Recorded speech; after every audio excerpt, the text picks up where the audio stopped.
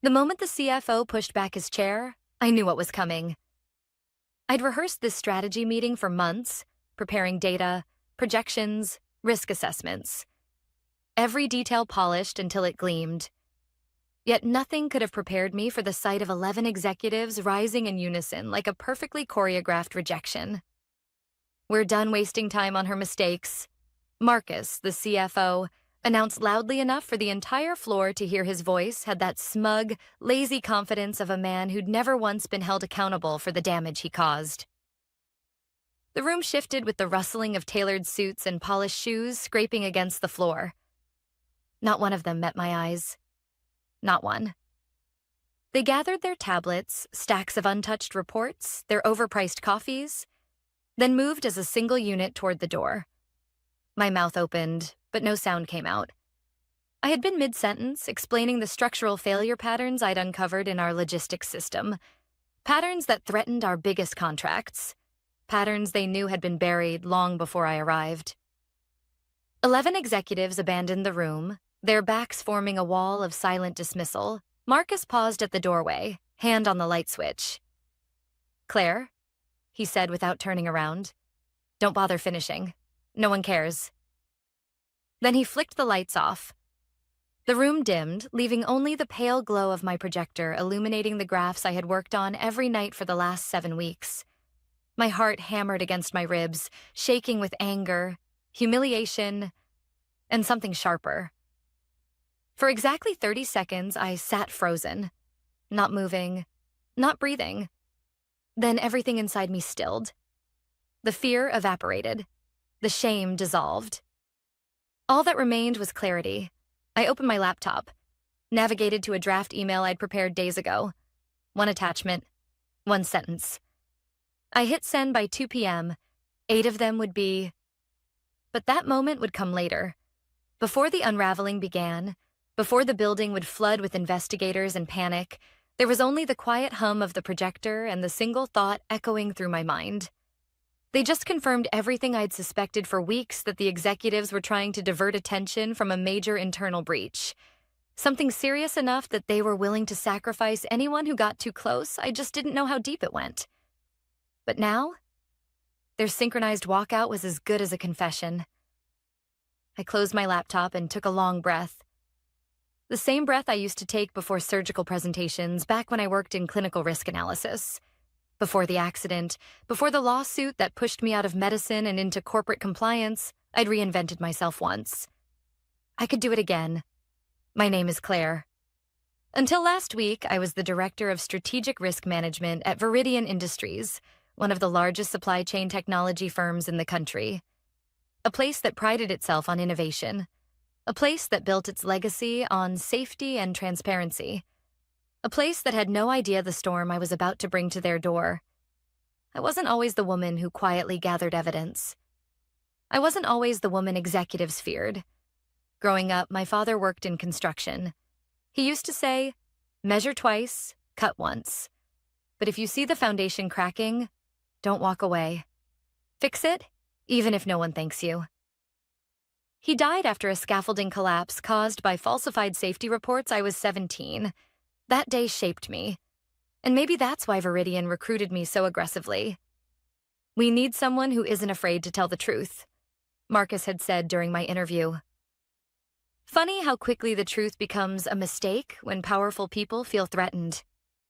The first red flag appeared during my 3rd week when I discovered a batch of internal audits missing from the digital archives.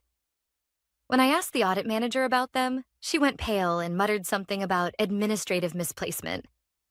Then came the whispered warnings, the nervous glances, the unexplained resignation of my predecessor, and finally, the numbers.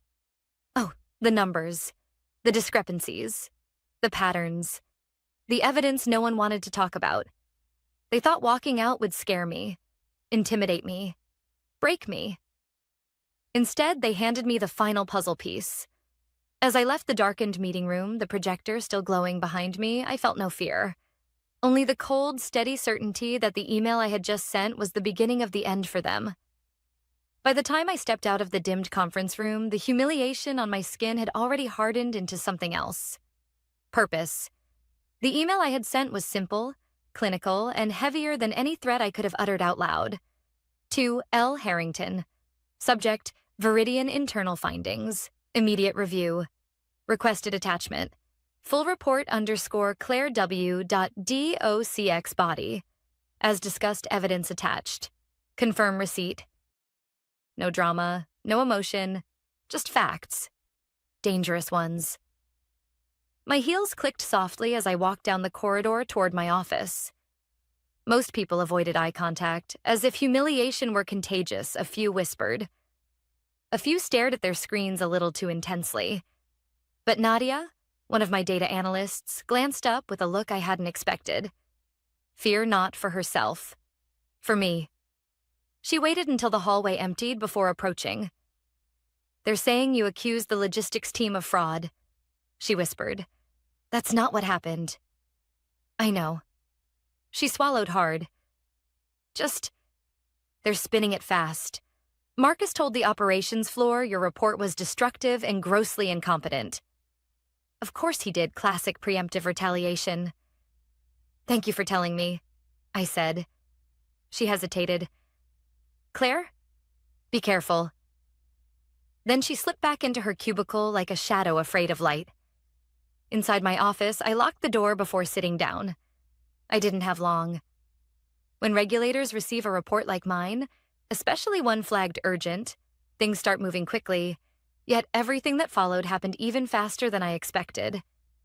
At 1:07 p.m., my phone buzzed. Unknown number? Claire Wilson?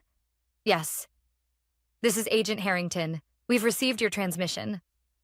The tone was crisp, controlled, but beneath it was tension, real tension. We need clarification on several points, she continued, particularly the supply chain tampering and the altered subcontractor vetting forms. I can explain all of it. We'll need to conduct interviews today. How soon can you meet us in the lobby? I checked the time. 1:07 p.m. The executives weren't expecting anything until next quarter's audit. Give me 10 minutes, I said. We'll be there in 8. She hung up. 8 minutes, not hours, not days. 8 minutes until the first crack hit Viridian like a tremor before an earthquake. Before leaving my office, I opened the drawer where I kept my small external drive. I'd encrypted and backed up every piece of evidence. The altered reports, the deleted audits, the internal messages where senior management joked about creative compliance. I slipped the drive into my coat pocket, then grabbed only my essentials. Arrogant executives always believed they controlled the timeline. They were about to learn otherwise. When I reached the elevator, my reflection in the metal doors surprised me. Calm. Focused. Not a trace of the woman they'd tried to humiliate an hour earlier. The elevator opened, and standing inside was Marcus. He leaned against the back wall, arms crossed, eyes gleaming with a predator's confidence. Well, he said smoothly, that meeting sure fell apart quickly. You really should work on your delivery. I stepped inside without responding. The doors closed. Marcus chuckled. I heard you locked yourself in your office afterward. Emotional damage control? Something like that. You should know. He continued, lowering his voice. Your little presentation stunt won't save you. The board trusts us, not you, and we can bury this easily. I turned my head slightly. Can you? His smile faltered. Just a hair, but I saw it. When evidence disappears, he said, no one remembers it existed. My stomach tightened, not in fear, but in vindication. He'd just confirmed what I already suspected. They'd destroyed reports before the elevator doors opened. Marcus stepped out first, adjusting his suit jacket with the arrogance of a man who believed nothing could touch him. Try not to make a scene when HR calls you, he said over his shoulder. I watched him walk away. Try not to make a scene. The irony nearly made me laugh, because by 2 p.m., 8 of them would be. The lobby was busier than usual. Employees clustered near the coffee kiosk, murmuring over some company-wide memo I hadn't seen yet. When I walked past them, conversations abruptly stopped. And then the glass doors swung open. 4 individuals in dark suits entered. 2 women, 2 men. Agent Harrington led them, badge already visible. The entire lobby froze. People turned. Phones subtly lifted. Security looked uncertain. Federal Compliance Division, Harrington announced to the guard. We're here to review internal submissions made this morning and begin preliminary examinations. The guard's face drained of color. He fumbled for his radio. Harrington turned to me. Ms. Wilson? Yes. Please step with us. As we moved toward the internal corridor, whispers rippled across the lobby. Is that Claire? What's happening? Are we under investigation? My heart thudded, not from fear, but from the weight of what was beginning. We reached the private meeting rooms, and Harrington closed the door behind us.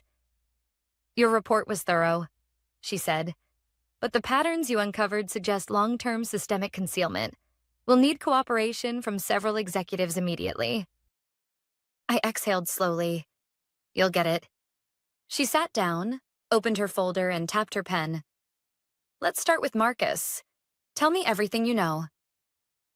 By 2 p.m., 8 of them would be walking out of this building.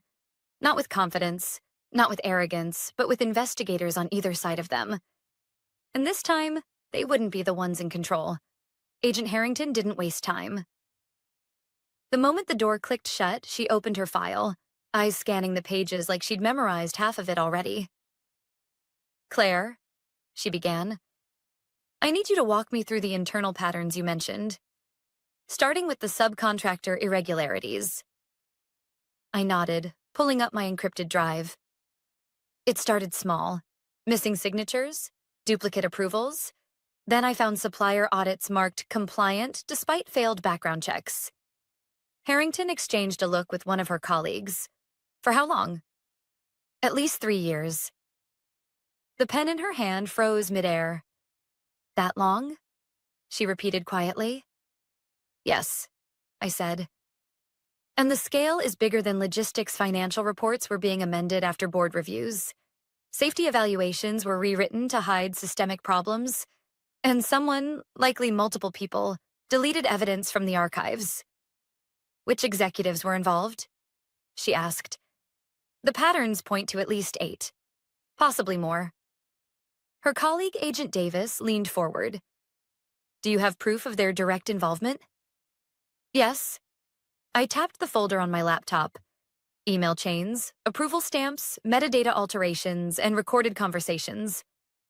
Harrington's brows lifted. Recorded? Meeting rooms auto-record everything under Section 4.3 of the company policy manual. Most executives forget that. A small, sharp smile appeared on Davis's face. Convenient. I nodded. Very. Harrington closed her file. Claire, what you've documented isn't internal misconduct. It borders on large-scale corporate fraud. We're going to need access to executive offices immediately. My pulse flickered. Then you're right on time. She checked her watch. 1:41 p.m., 19 minutes until the storm. The agents moved with quiet efficiency, a practiced choreography. Harrington gestured for me to follow her to the elevator. You'll stay with us, she said.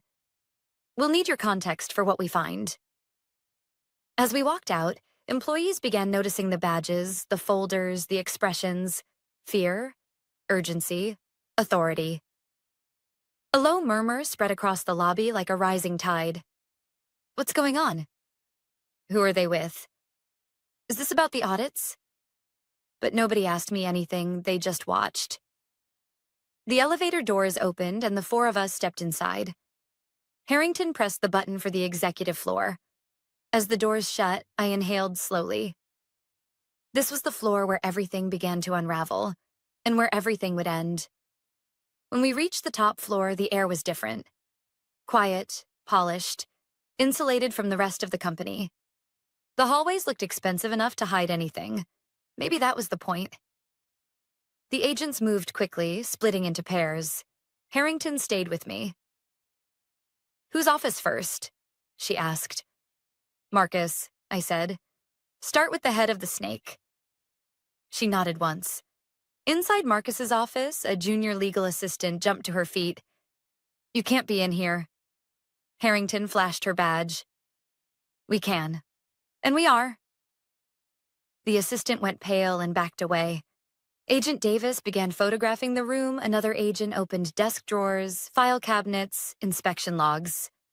"Claire?" Harrington said. "Which files would he hide?" "Not in the obvious places." I walked around the room, scanning. Marcus always kept a secondary drive. He thought no one noticed him using it. Harrington asked, "Where?"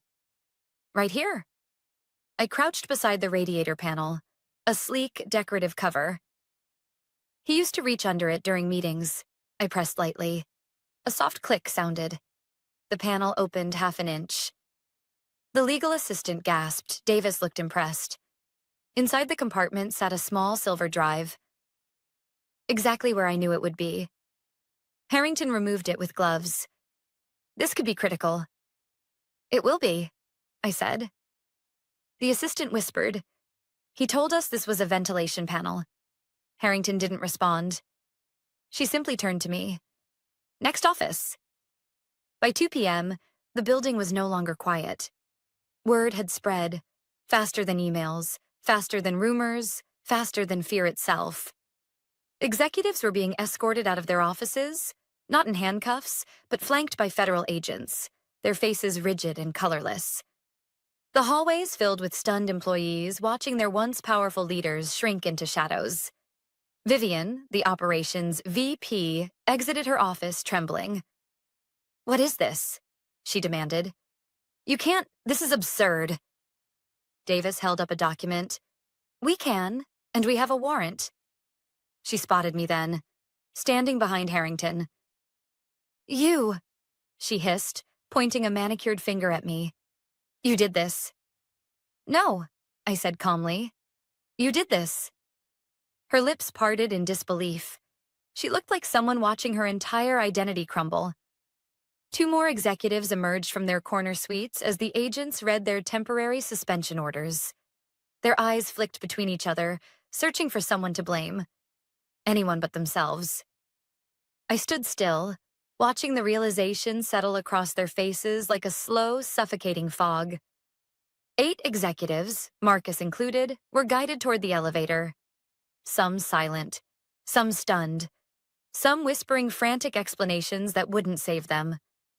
The doors closed with a metallic thud. By 2 p.m., the power structure of Viridian Industries had toppled, and I had only begun. When Harrington and I returned to the corridor, she spoke quietly. "Claire, what you exposed may reshape an entire segment of this industry." I exhaled slowly. It needed to be done. "Just know," she added, "things may get complicated from here. People don't lose power quietly." I nodded. I'm prepared for whatever comes next. But the truth was, I wasn't prepared for who would confront me before the day ended. Because as we stepped into the hallway, someone was waiting. Someone I didn't expect. And the look in his eyes told me this wasn't over. It was only the beginning. He was leaning against the glass wall outside Marcus's office when we stepped into the hallway. Arms folded, expression unreadable. Daniel. Of all people, he was the last I expected to see there. He'd been my closest ally during my first months at Viridian. A senior project director with a reputation for integrity. Someone who'd warned me, quietly, subtly, that certain executives played by a different set of rules. He never gave specifics, but he always made sure I looked in the right places. And then, about a month ago, he changed.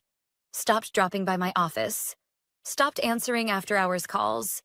Stopped making the sarcastic comments that used to break tense days. I thought he was distancing himself for his own safety. Now I wasn't so sure. As soon as his eyes locked onto mine, the hallway seemed to tighten around us. Harrington paused beside me, assessing him instantly. "Ms. Wilson," Daniel said, pushing off the wall. "We need to talk." Harrington stepped slightly in front of me. "And you are?" "Daniel Hart, Senior Director." His jaw clenched. "And someone who knows exactly how far this thing goes." Harrington studied him. Are you claiming to be a cooperating insider? His laugh was rough. Claiming? No, I'm telling you. My pulse spiked. Daniel, what are you talking about? He turned to me, and the exhaustion in his face was unmistakable dark circles. A stiffness in the shoulders I'd never seen before. This wasn't arrogance or fear. It was someone carrying too much for too long.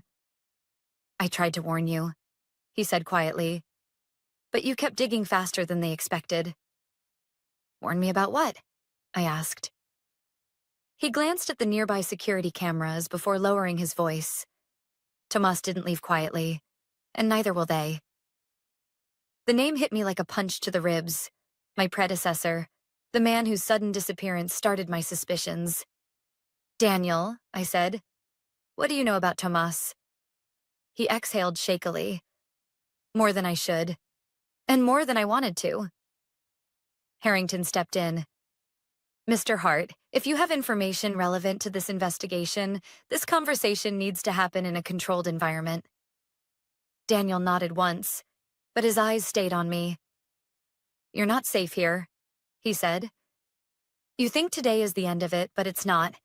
They'll try to shift everything onto you. They already drafted a secondary report last night, claiming you manipulated the data. My throat tightened. They what? I saw Marcus editing it himself. He planned to submit it to the board after your meeting today. Harrington pulled out her notebook. You're saying they fabricated evidence? Yes, Daniel said. They were preparing a narrative months in advance. They knew Tomas was going to blow the whistle, so they built a new origin story, one they could recycle with you. A cold wave washed down my spine. A replacement scapegoat. Why tell me now? I asked. The question hovered longer than it should have. Finally, he said, voice low. Because you did what Thomas couldn't, and they're terrified. They won't go down quietly. Harrington nodded sharply. Mr. Hart, you're coming with us. Daniel didn't resist. He just sighed. A long, defeated breath. Before they walked him away, he turned to me.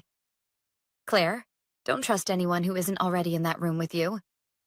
He motioned toward the conference space where investigators were gathering evidence. You think you've seen everything. You haven't. And then he disappeared behind the door with Harrington and the others. When they left, I stood alone in the corridor for a moment, trying to steady myself. Fabricated reports, pre-planned scapegoating, a cover-up organized months before I ever stepped foot inside Viridian. The walkout hadn't been impulsive. It was rehearsed, practiced, a final attempt to discredit me before the truth came out. I walked toward the end of the hallway, where the windows overlooked the city skyline. The glass vibrated faintly with the hum of helicopters, news crews circling above the building like vultures sensing a weakened animal. Inside, employees huddled in knots. The rumor mill churned like a live wire, every whisper louder than the last. 8 executives escorted out. Federal agents everywhere. Claire Wilson was with them. She must have found something serious.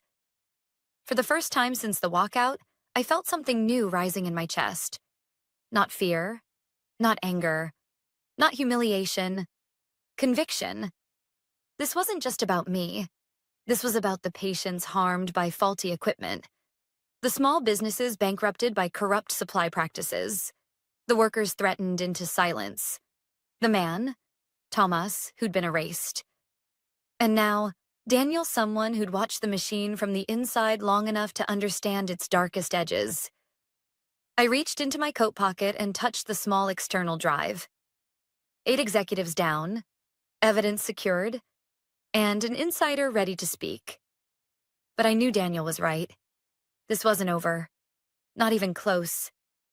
Because the ones who hadn't been escorted out today, the ones still hiding in shadows, were far more dangerous. And tomorrow morning at the emergency board session, they would reveal themselves, willingly or not. By the next morning, Viridian's headquarters didn't look like a tech giant anymore.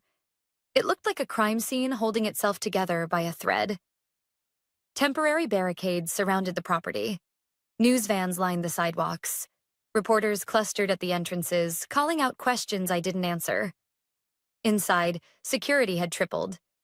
Employees walked quietly, avoiding eye contact, as if the building itself had become dangerous. The emergency board meeting was scheduled for 8 a.m.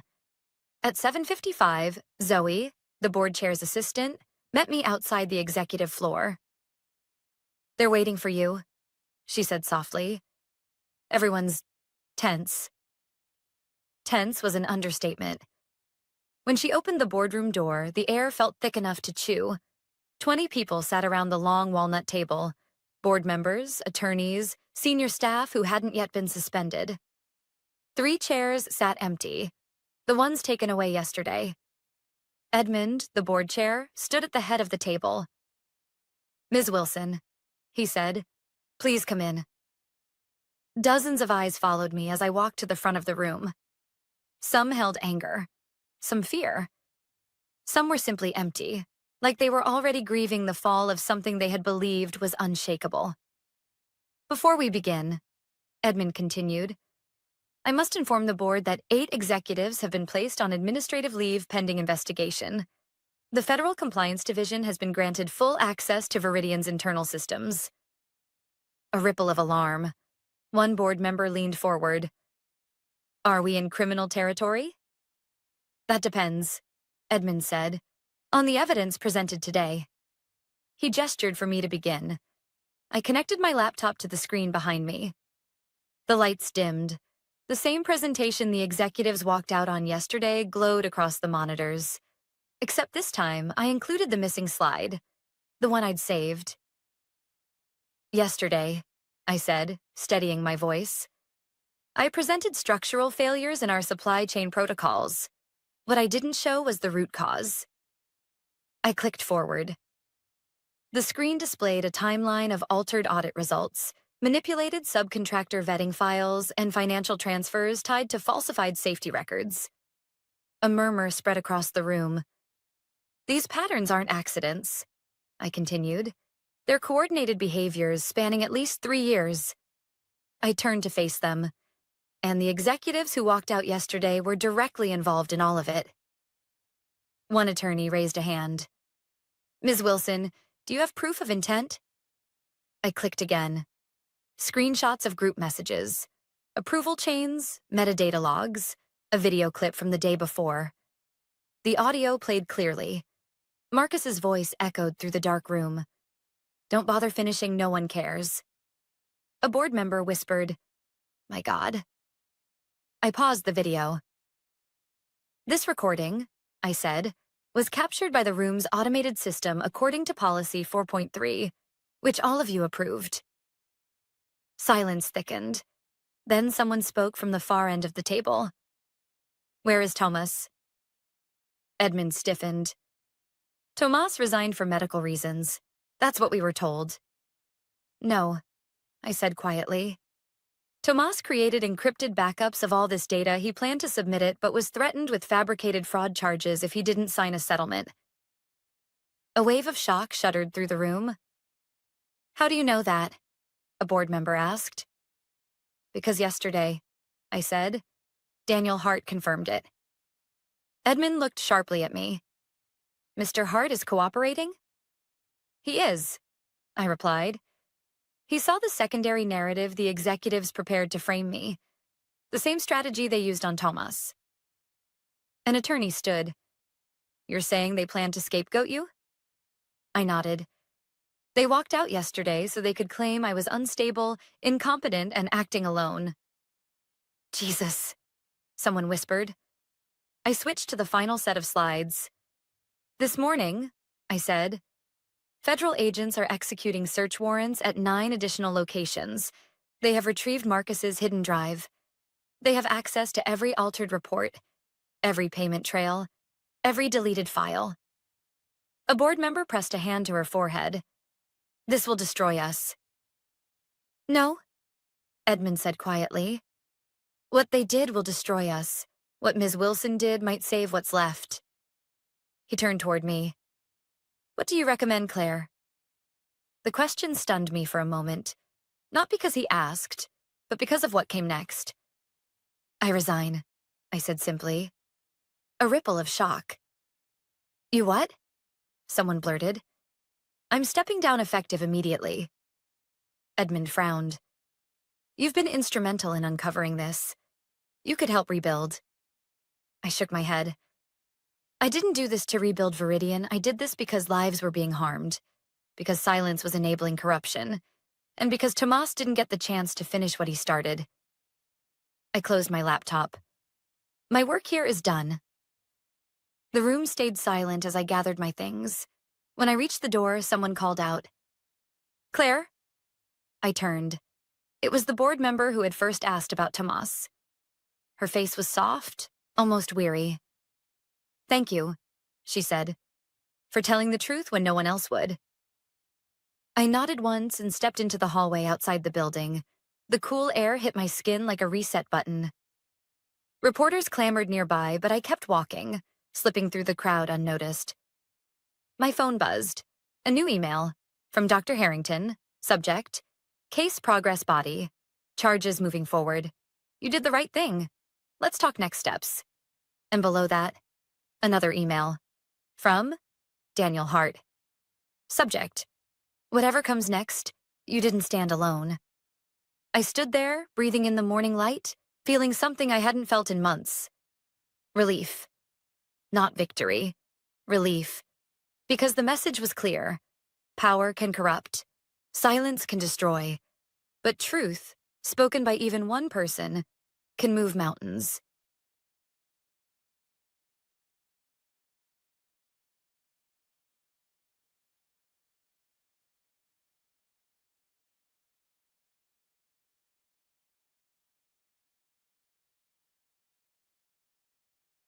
At exactly 4:03 p.m. on Friday, the moment everyone mentally checks out for the weekend, my boss, Adam, appeared in my doorway with the kind of smug smile you only see on people who enjoy causing pain. He tapped the side of my cubicle like he was delivering good news. Liv, he said, tossing a thin file onto my desk. You're being transferred Monday. Just like that. No explanation. No transition period. A few coworkers froze mid-pack, eyes flicking between us. Even the office printers seemed to pause. Transferred to where was the real blow. I opened the file and there it was in cold, sharp font. Northside branch. Effective immediately. My stomach dropped. Everyone in the company knew Northside was shutting down in 30 days. The staff had already received notice. The clients had been informed inventory inspections were scheduled. It wasn't a transfer. It was a burial. Adam leaned against my desk, arms crossed, enjoying every second. Have fun. He added with a laugh too loud for the almost empty office. Think of it as career exploration. Another chuckle. You'd think they were giving me a trip to Italy, not sending me to manage a dying location. I forced my voice to remain calm. Northside is closing. He shrugged as if the idea had never occurred to him. That's above my pay grade. HR signed off. You start Monday. I knew better. Nothing happened in our region without Adam's fingerprints on it. This was punishment. His retaliation for what happened at last month's strategy meeting when I questioned the decision to cut community lending programs. I'd brought data, case studies, and projections. He'd brought ego, and ego always hits back. Adam leaned closer, lowering his voice. Maybe you'll pick up some new skills while winding things down. He winked. My hands tightened around the file. I wanted to say something, anything, but every word I thought of would have cost me my job by Monday morning, so I swallowed it. He straightened, smoothing the front of his perfectly pressed shirt. Enjoy your weekend. He walked away without looking back. The office fell silent except for the clicking of keyboards no one was really typing on. A few coworkers gave me sympathetic looks, the kind you give someone who just learned their vacation flight was canceled. My phone buzzed on my desk. A text from Maya, my closest friend at work. Are you okay? Was I? No, but I also wasn't surprised. Because what Adam didn't know, what no one knew, was that I had seen this coming weeks ago, and I had already started preparing. By the time I stepped out into the parking garage, the sky had turned heavy and dark, the kind of late afternoon storm that made you question whether the sun had ever existed. The first raindrop hit before I even reached my car. I sat behind the wheel, gripping the steering wheel as the rain hammered against the windshield 60-hour weeks. Holidays spent in the office, covering for every mistake that wasn't mine. Training new hires who later leapfrogged past me, and now I was being tossed aside like broken office furniture. But under all the anger, there was something else. A spark. Because I wasn't going to Northside blind, I wasn't going unprepared, and I wasn't going down quietly. I turned the key. Monday would be interesting. Northside sat on the edge of the old industrial district, once busy, now forgotten. I pulled into the cracked parking lot at 8:04 a.m., the silence almost eerie. The sign on the building flickered weakly, one light short of going dark completely. Inside, the branch felt like stepping into a time capsule. Carpet worn thin, faded posters, computers that still had sticker residue from early 2000s training programs. 5 employees looked up as I walked in with a single box of belongings. Their expressions ranged from confused to exhausted. None of them had been told someone new was coming. Wonderful. A woman in her 50s approached me first. Her name tag read, Helen. 16 years with the company, according to her HR profile? Yes, I had already checked. You must be Liv, she said. Didn't know they were sending a new manager. Neither did I admitted. She sighed and motioned toward the small glass-walled office. Well, that's yours, for whatever that's worth. The office held nothing but outdated manuals, empty drawers, and a crooked clock stuck at 11:52. I closed the door behind me and exhaled. This branch wasn't dying. It had been strangled. Budget cuts. No outreach support. 0 updates for years. Exactly the kind of place Adam wanted me to fail. But he had no idea what I already knew. No idea what I had been tracking. No idea what was about to happen. Because 72 hours earlier, while Adam was busy planning my professional funeral, I discovered something that changed everything. A new city development plan. A rezoning proposal. A flood of new businesses moving into the district. And Northside, this forgotten, neglected branch, sat right at the center of it. The company had missed it. Adam had missed it. But I hadn't. I looked at the dusty office, the tired employees, the dying branch. And I smiled. Monday would be fun. When I stepped out of my tiny glass office for the first time that morning, the 5 Northside employees were gathered near the break room, whispering in that exhausted, hopeless way people do when they've accepted their fate. I recognized the look. I had worn it myself after hearing Adam's "have fun." Only difference? Mine had burned off by now. Helen approached me again, her voice soft. Liv, I'm not sure what they told you, but there's not much to manage here. We're just processing closures until the day they lock the doors. Behind her, the others nodded. Ruben, the loan officer with kind eyes but a defeated slouch. Tanya, the teller who looked too young to have already learned disappointment so well. Max, the part-time admin juggling school and work. And Irene, who had been here longer than anyone, 21 years, and whose face showed that she had watched this branch slowly starve under corporate decisions made hundreds of miles away. I know, I said gently. I'm not here to pretend this place isn't closing. They exchanged glances, relief mixed with resignation. But, I continued, I am here to understand what went wrong. Ruben let out a short laugh.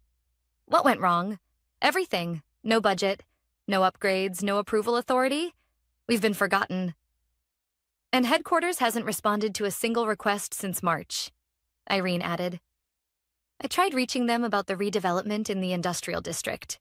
Never heard back. My pulse ticked up. Redevelopment? She frowned. You don't know?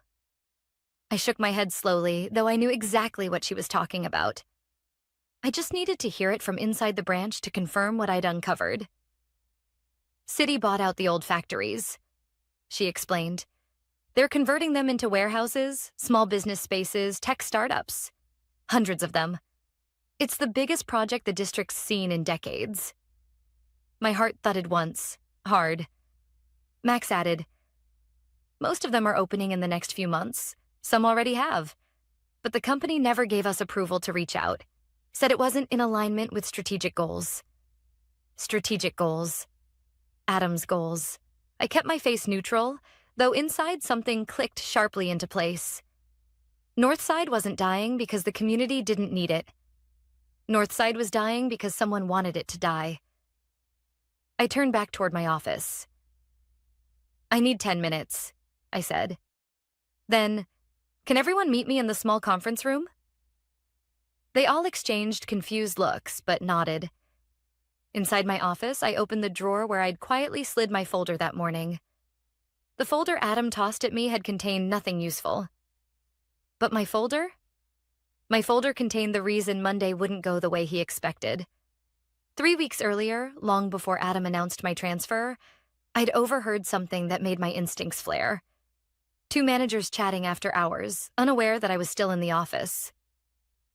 Northside is next on Adam's list. He'll close it by Q2.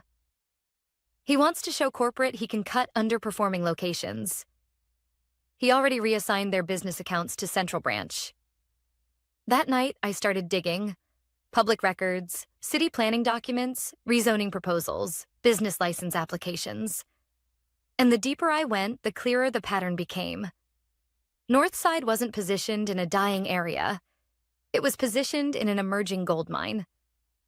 Headquarters had missed it, or ignored it, or didn't care. But I cared. I pulled out the map I'd printed and unfolded it across the desk. Red dots marked every new business permit filed in the last 12 months. The cluster around Northside was almost glowing. If this branch had been given even a fraction of the support allocated to the wealthier districts, it wouldn't be closing. It would be expanding. I stared at the map until my heartbeat steadied. Until the anger sharpened into something usable, I gathered the papers and stepped into the hallway. The conference room was small, the kind with a table too big for the space and chairs collected from 3 different decades. The team sat waiting, guarded but curious. I placed the map in the center of the table. "This," I began, "is everything headquarters told you didn't exist." Their eyes followed the red clusters. Helen blinked. "Are these all new businesses?" "Filed within the last year," I confirmed. "Most within the past 4 months, and almost all within a 1-mile radius of this branch." Ruben leaned forward. "But we weren't approved to pursue commercial accounts." "I know," I said quietly. "But that wasn't because there was no opportunity. It was because someone didn't want this branch to have it." The room fell still. Very still. I let the moment breathe. Then, "I'm not asking you to believe in miracles. I'm asking you to believe in facts. This branch didn't fail. It was strangled." Their expressions shifted. Confusion toward anger, anger toward something that looked dangerously like hope. "Headquarters thinks this place is already dead," I continued. "And Adam..." I paused, swallowing the bitterness. "Adam thinks transferring me here is a clean way to bury 2 problems at once." Tanya whispered, "So what do we do?" I looked at each of them. Really looked. "I don't know if we can save this branch," I admitted honestly. "But I do know this. I didn't come here to sit quietly and watch a place with this much potential die without a fight." A long silence followed. Then Irene's voice, steady and unexpectedly firm. "What do you need from us?" In that moment, right there in a cramped conference room inside a forgotten branch, I felt the spark fully ignite. "First," I said, pulling out my notebook, "we gather information. Everything headquarters ignored. Everything they suppressed. We're going to build a picture they can't pretend not to see." Ruben smiled faintly for the first time. "You're serious?" I nodded. "Very." Because I hadn't just come to Northside to survive. I'd come to expose the truth. And the clock was already ticking. By Tuesday morning, the weight of what we were doing began to settle over the branch like an invisible fog. Nothing was said outright, but every glance carried the same question. Are we really doing this? I arrived 15 minutes before opening. The parking lot was empty except for Ruben's car. He was always early, and a white sedan I didn't recognize. At first, I ignored it, but something about the way it was angled toward the building made me slow down. Inside, Ruben was in the lobby, arms folded, face tight. "You've got a visitor," he said. "Been waiting since 8:15. My stomach tightened. "Who?" He didn't answer. He didn't need to. Because when I stepped behind the teller counter and saw the man leaning casually against the customer desk, my jaw clenched. Adam. He greeted me with a smile that didn't touch his eyes. "Morning, Liv." What was he doing here? He hated visiting branches unless cameras were involved. "We weren't expecting you," I said evenly. "Thought I'd check in, see how my transfer project is settling in." He looked around with exaggerated slowness. "Charming little place. Shame it's closing." Every word was a needle. Ruben excused himself quickly, and I couldn't blame him. Adam moved closer. "You look tired, Liv. Rough first day?" "Busy," I replied. "A lot to learn." "Oh, I'm sure." His voice dipped. "I just hope you're focusing on the right things." My pulse ticked up. "Meaning?" His lips curved in that familiar, chilling smirk. "Just heard a strange rumor. Something about maps? Discussions about business outreach?" His eyes locked onto mine. Surely that's not happening. Wouldn't want anyone thinking Northside is attempting new initiatives. That would be inappropriate. So someone had already said something. I kept my expression neutral. "We're preparing closure documentation." "Good," he said, "because headquarters is allergic to surprises." He stepped even closer. "And Liv, I'd hate to hear you were giving the staff false hope. They've accepted the end. Don't confuse them." Before I could respond, he turned toward the door. "Have a wonderful week," he called over his shoulder, voice dripping with mock sweetness. "Don't make trouble." The moment he walked out, I sank into the nearest chair. That was our warning. But not the kind he thought he was giving. It was confirmation.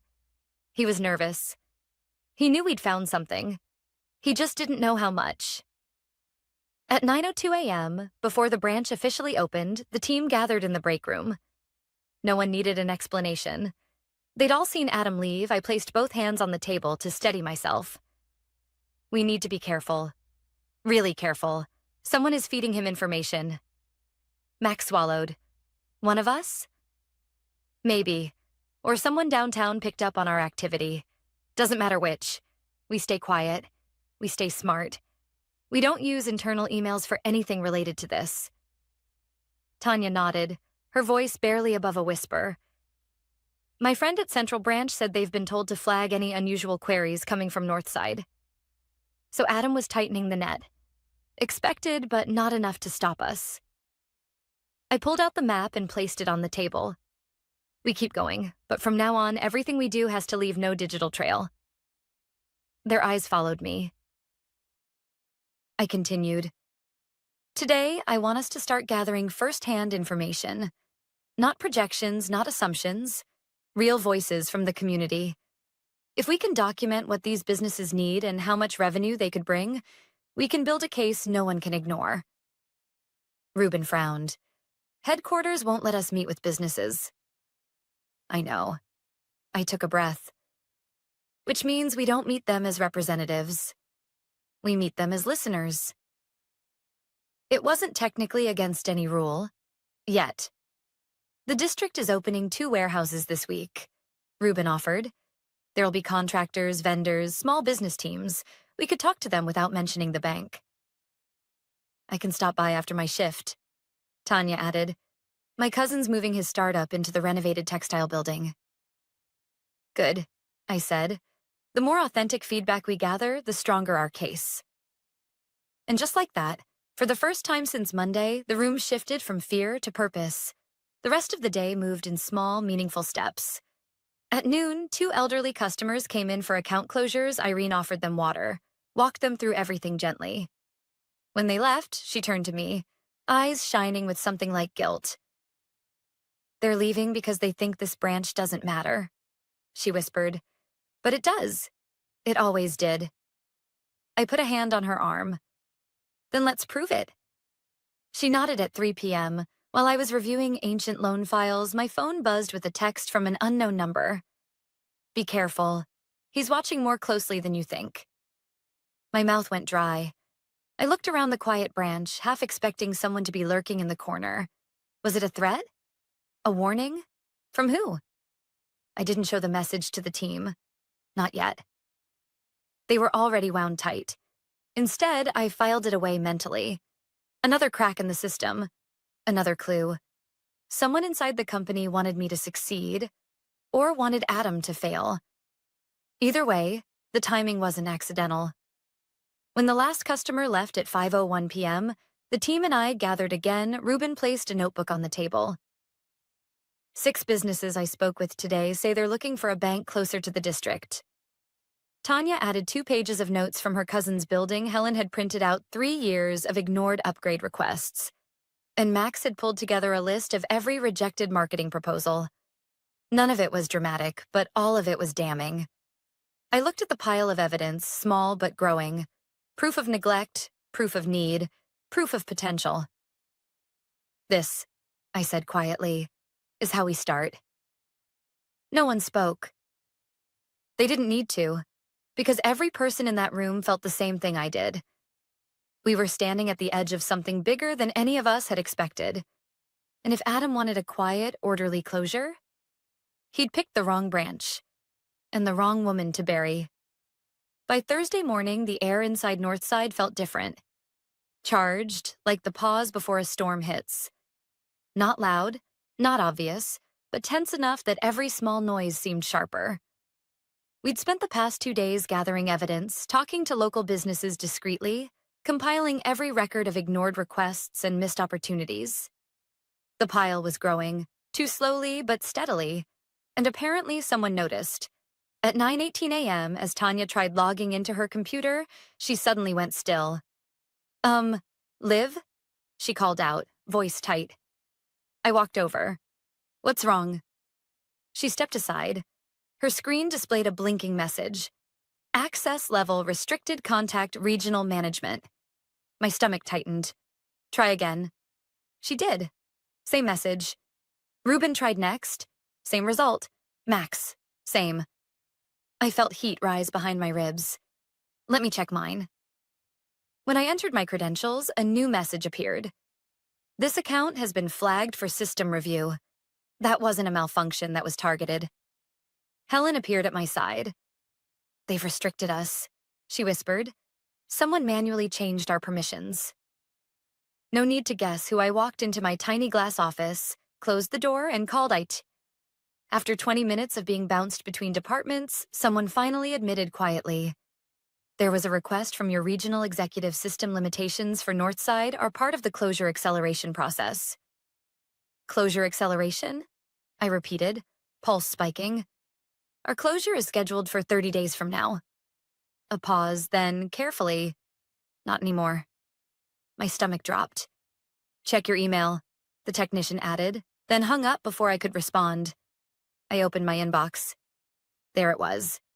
Subject: Northside Branch, Transition Update. From Adam Sterling. Time 9:03 a.m. I clicked it. Effective immediately, Northside operations will be expedited. Staff should focus exclusively on closure tasks. Any non-essential activities are prohibited. Compliance review scheduled for Monday. Inventory audit Sunday, 8 a.m. mandatory. All account and loan processing capabilities will remain disabled until further notice. A. Sterling. My vision tunneled for a moment.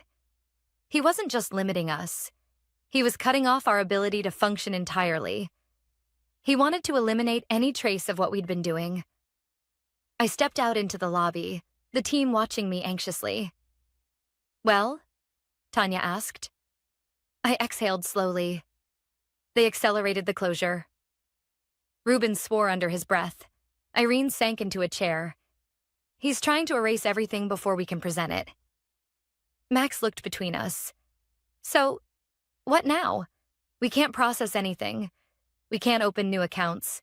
We can't run reports. We can't even print. Helen added, defeated. I felt the weight of 5 pairs of eyes waiting for me to tell them this wasn't the end. The truth? Part of me wanted to say it was, that we had tried, that this was bigger than us. But then I thought about the redevelopment district, the business owners who said no bank had ever listened. The years this branch had been dismissed, ignored, mistreated. I took a breath. We pivot. They stared at me, stunned. How?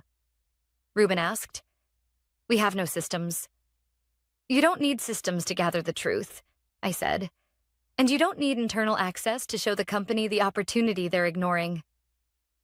Tanya leaned forward. What are you saying? I pulled the map from my office, spreading it across the table again. If Adam wants to erase us from the system, then we build a case outside the system. They exchanged looks, fear, hope, disbelief mixing into something electric. What does that mean exactly? Helen asked quietly. It means we document everything manually, I said. Every business we spoke to, every opportunity, every instance of ignored support requests, every dollar of potential revenue that could be generated if the branch stayed open. And then? Max asked. And then, I continued, we bring it directly to the people who outrank Adam. A long silence followed.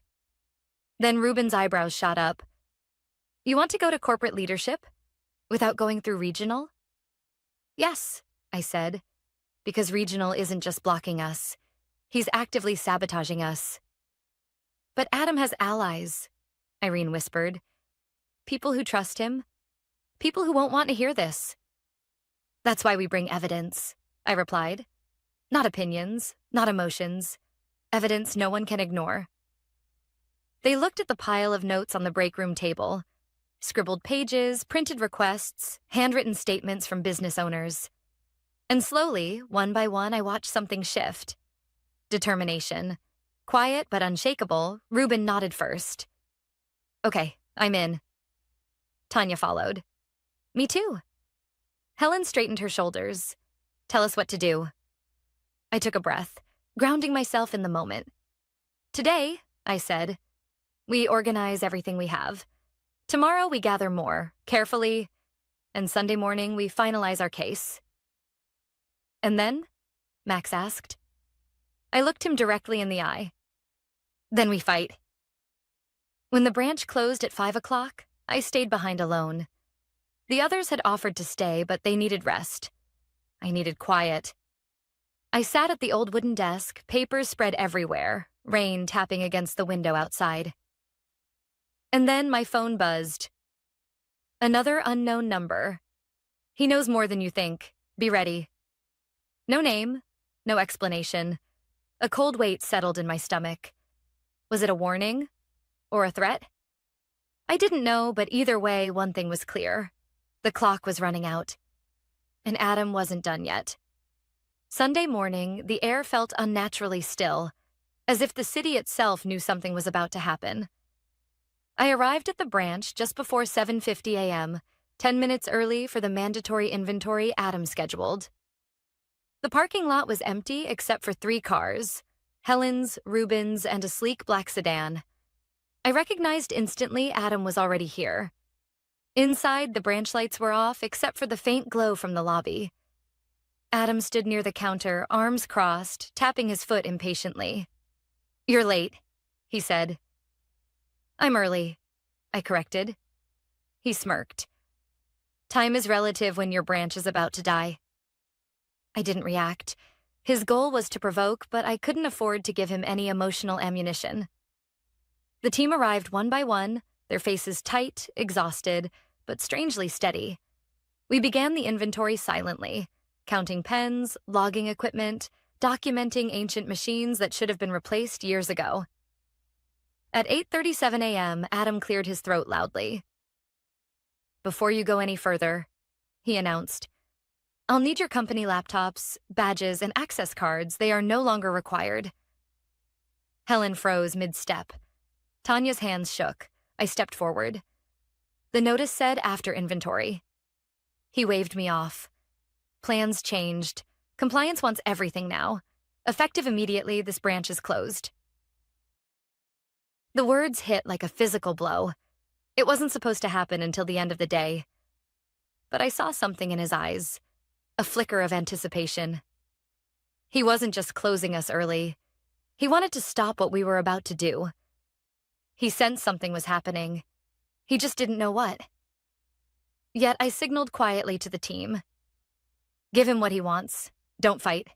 Don't reveal the panic. We handed over badges and devices. What Adam didn't know?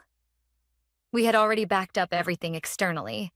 Every document, every interview, every ignored request, every financial projection, all neatly compiled in a physical binder and a private drive. When the last badge was on the counter, Adam exhaled in satisfaction. Finally, he said, we can all move on with our lives. I glanced at the clock, 10:22 a.m., 3 hours until the city's redevelopment briefing at the District Plaza. 3 hours until corporate leadership would unknowingly walk into the best ambush of my career. We left the branch together, silent until we reached our cars. That's when Ruben spoke. What if he's right? He asked quietly. What if none of this matters? What if they don't care? They might not, I said honestly, but we're not doing this to guarantee a win. We're doing it so the truth is impossible to bury. Helen placed a hand on my arm. Then let's go make it impossible. By 3 p.m., River District Plaza was packed. Business owners, contractors, journalists, city officials. The smell of roasted coffee from the food trucks drifted through the air. And at the front of the crowd, just as I hoped, stood 2 members of corporate leadership. Elaine Ward, Director of Operations, and Charles Wainwright, Chief Financial Officer. The perfect audience. The mayor stepped up to the microphone, beginning her speech about revitalization and small business growth. As she spoke, she gestured toward the crowd, and toward the cluster of business owners we'd helped this week. These new ventures, she said proudly, represent the future of our city. Charles nodded approvingly.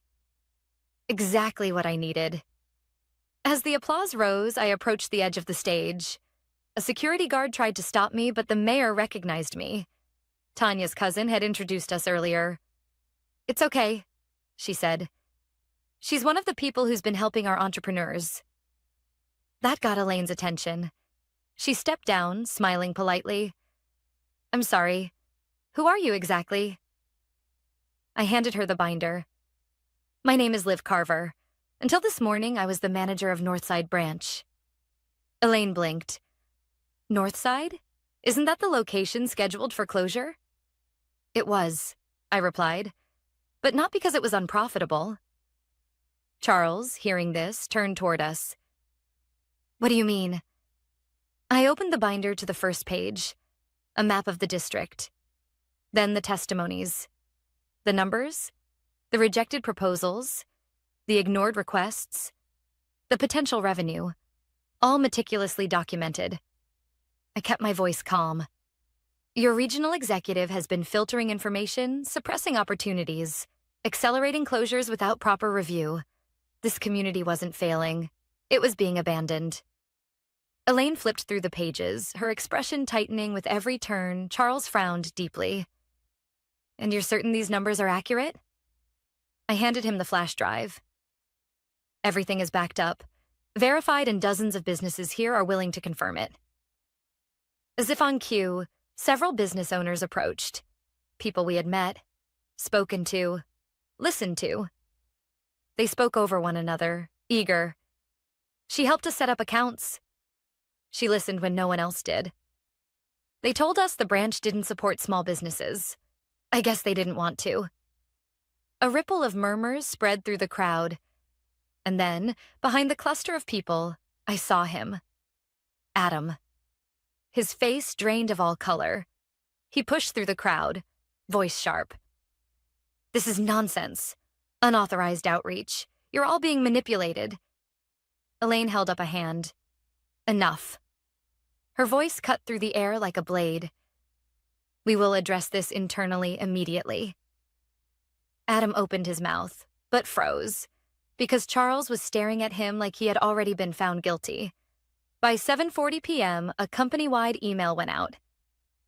Effective immediately, Regional Executive Adam Sterling is placed on administrative leave pending investigation. A second line followed. Northside branch closure has been suspended until further review. I read it twice before showing the team, who erupted into disbelief, laughter, and tears all at once. But the email that hit me hardest came at 8:12 p.m. from Elaine Ward. Subject: Opportunity Live. After reviewing your findings, we would like to invite you to interview for a position overseeing community expansion initiatives. If you accept, you may bring your team. Elaine. I stared at the message, overwhelmed. We hadn't just saved a branch. We'd changed something much bigger.